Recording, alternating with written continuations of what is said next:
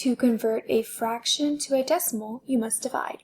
So here we have our simplified fraction, and I'm going to label it numerator divided by denominator.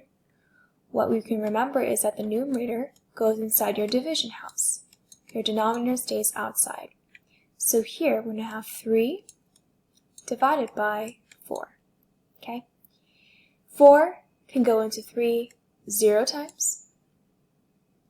So I'm going to go ahead and pop up my decimal place and add another 0.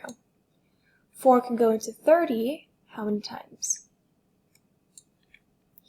On the right side, you guys can have your multiples of 4 on the side.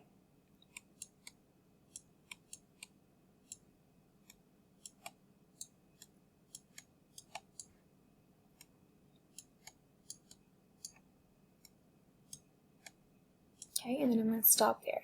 So 4 can go into 30.